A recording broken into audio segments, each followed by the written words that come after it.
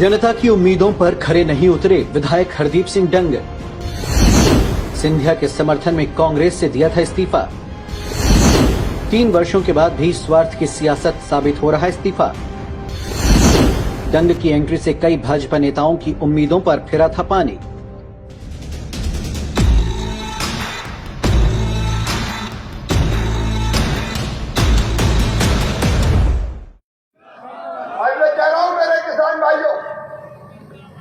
सूखे का संकट है। मुझे बताया है घोषणा नहीं कर सकता चुनाव है, लेकिन जब मामा बाढ़ और वर्षा में आया था तो सूखे वालों तुम्हारा भी ध्यान रखेगा, बिल्कुल चिंता मत करना। फिर मुझे कहते कमलनाथ जी ने कि बड़ा नालायक। अब ये चुनाव के मुद्दे शिवराज सिंह नालायक। बहनों और भाइयों में आपको नालायक लग रहा हूं क्या कि जब 2015-2017 में सूखा पड़ा था उस समय कितना समय लगा था, कितना टाइम लगा था मुआवजा में? 6-8 महीने अगली फसल भी आ गई, मुआवजा नहीं पहुंचा। हमारा सिस्टम अलग है, हमारा सिस्टम अलग है। हम तो मुआवजा सीमित समय में देंगे। ये कोई सर्वे की बात नहीं है। सब अधिकारी गण सुन लीजिए। अरे हमने हेलीकॉप्टर में देख लिया, अभी जाके देख लिया कि सर्वे होगा। किस बात का सर्वे? खेत तो डूबे पड़े हैं, कौन सा सर्वे करेंगे हम? ये कागजी कार्रवाई होती रहेगी। हमें तो किसानों के चेहरे में फिर से मुस्कुराहट देखनी है।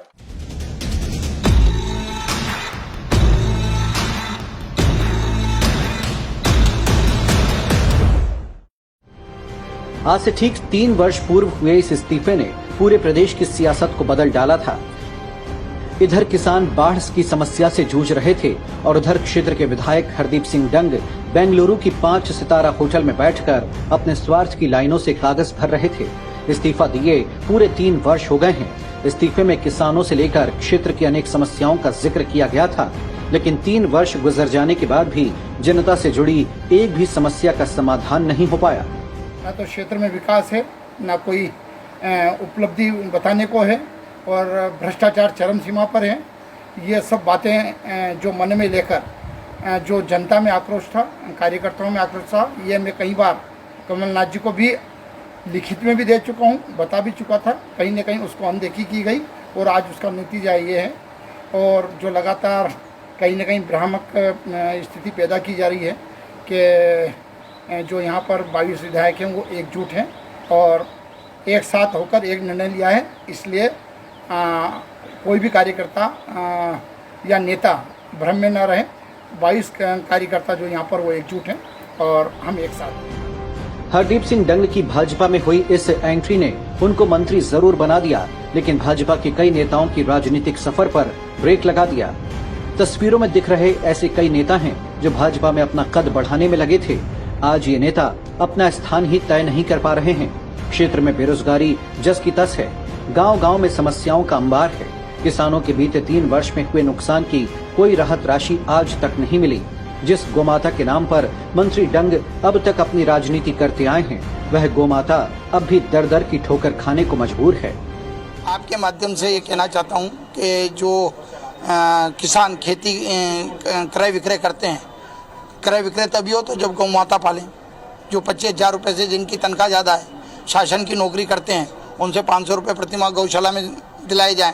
और जो जनप्रतिनिधि चुनाव लड़ना चाहता है तो उससे गौ माता पाले, उसी चुनाव लड़ने का अधिकार और उसका फॉर्म रिजेक्ट कर दिया। अपन सबका फर्ज बनता है कि गौ माता का संरक्षण खाली बोलने तक सीमित ना रहा, व्यक्तिगत तौर पर अपन जवाबदारी तय करें। शासन में मंत्री डंग किसानों की लड़ाई हो या भ्रष्टाचार का मामला हो, अपनी ही सरकार और अपनी ही सरकार के अधिकारियों से लड़ जाते थे। लेकिन भाजपा में आने के बाद एक भी ऐसा वाकया सामने नहीं आया जिसमें मंत्री डंग जनता के हित की लड़ाई सरकार या सिस्टम से लड़े हों। क्षेत्र में अधिकारियों की तानाशाही इतनी भारी है कि जनता तो ठीक, खुद भारतीय जनता पार्टी के कार्यकर्ता ही अब अपने आंसू रोने को मजबूर हैं। जनता ने दल बदल के बावजूद भी कई उम्मीदें लगाकर हरदीप सिंह डंग पर भरोसा जताया था, लेकिन अब जनता भी परेशान है और कार्यकर्ता भी परेशान हैं। MP लाइव टीवी के लिए मंदसौर से बलवंत भट्ट की रिपोर्ट।